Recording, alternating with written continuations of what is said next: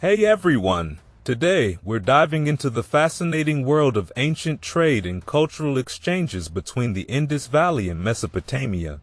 This relationship flourished during the second half of the 3rd millennium BCE and continued until the decline of the Indus Valley civilization around 1900 BCE.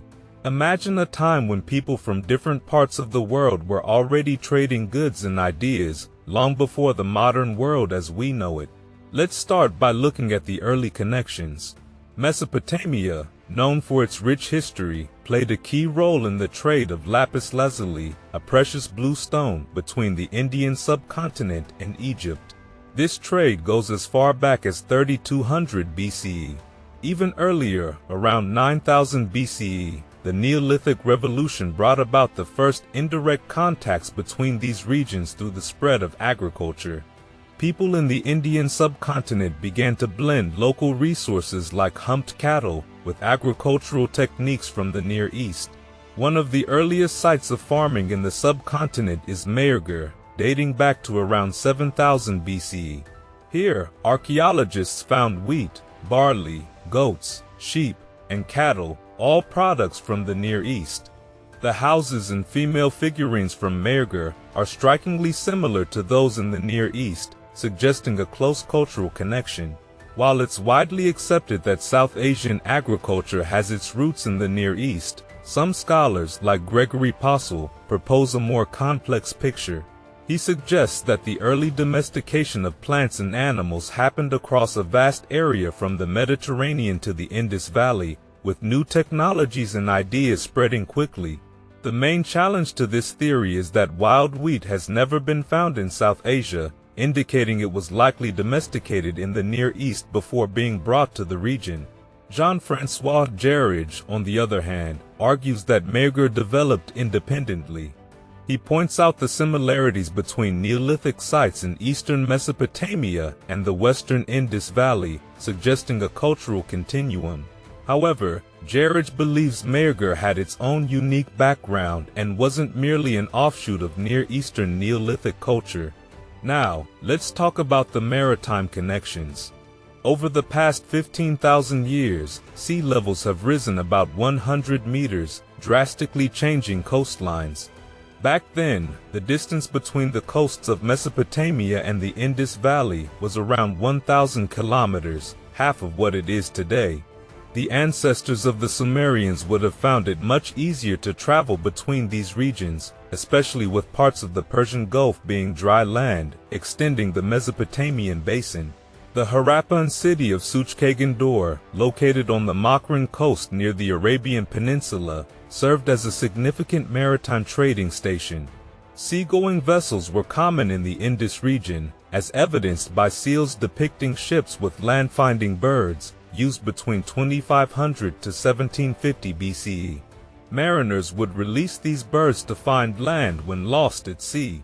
Various seals from the Indus and Persian Gulf areas show different shipbuilding traditions, highlighting the advanced maritime skills of the time. Even Sargon of Akkad, around 2334 to 2284 BCE, boasted that ships from Mela, the Indus region, Magan, and Dilmun docked at Akkad. This statement showcases the extensive maritime trade networks that connected these ancient civilizations. An archaeological find suggests that maritime trade along the shores of Africa and Asia began several millennia ago. For instance, Indus pottery and seals have been discovered along the sea routes between the Indus and Mesopotamia, such as in Ras al-Jinns at the tip of Arabia.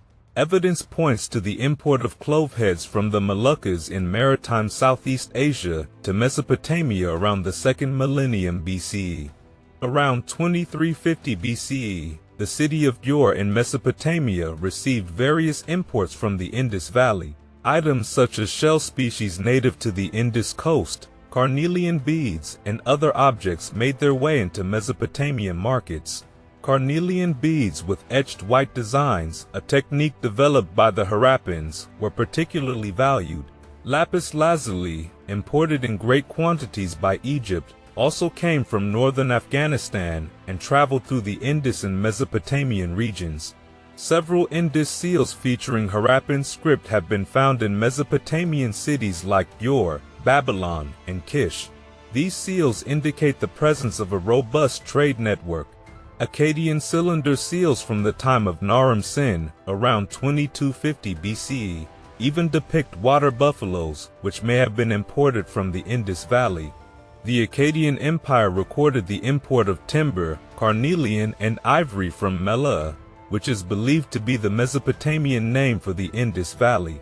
An inscription by Sargon of Akkad, dating to around 2270 to 2215 BCE, famously states, "The ships from Mela, the ships from Magan, the ships from Dilmun, he made tie up alongside the key of Akkad."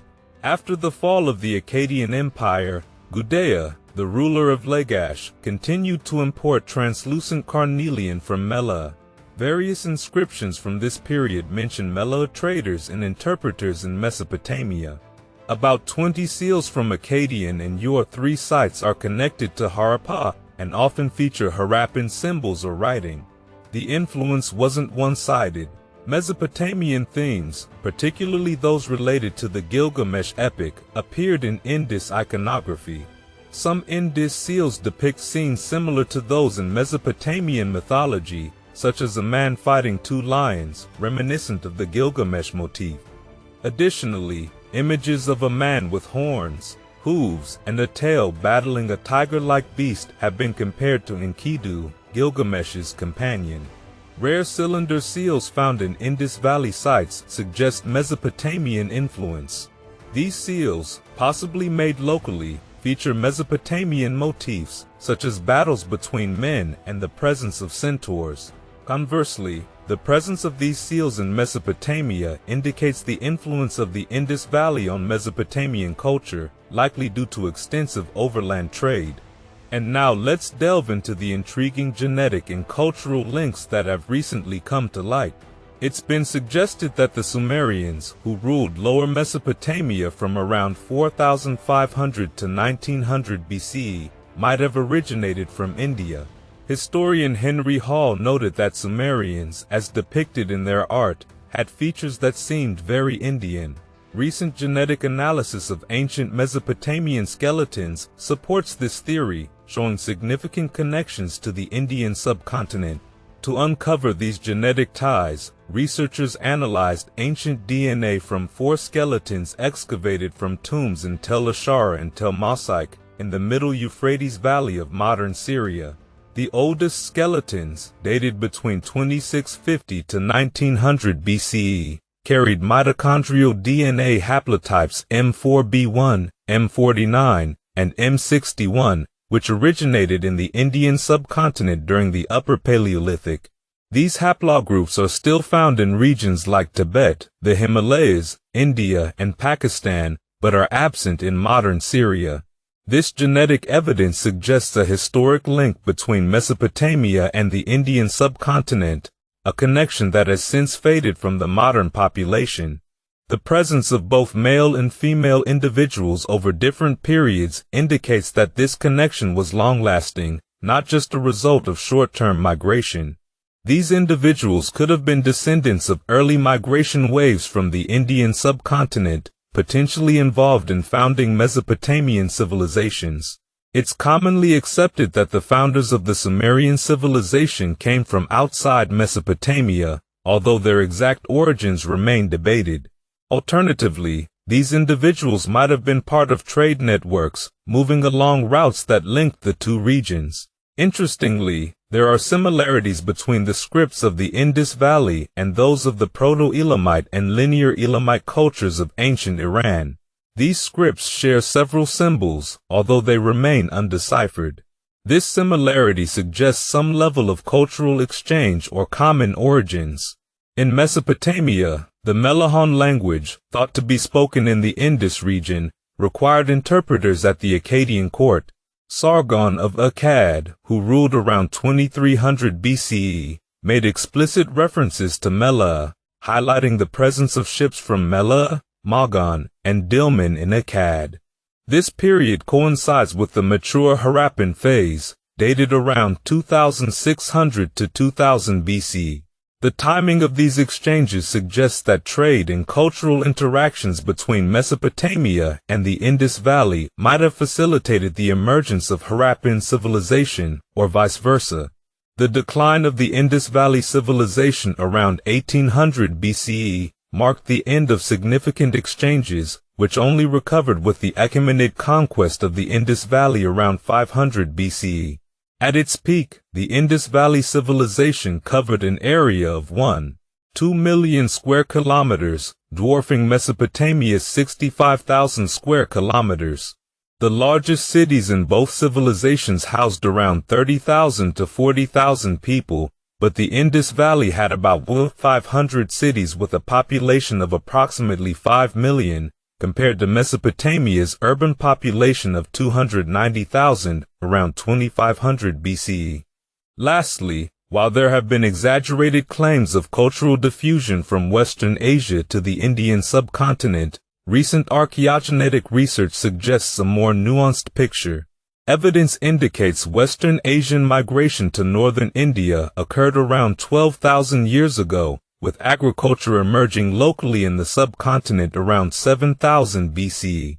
This points to cultural exchanges rather than direct migration as the primary driver of agricultural development in India.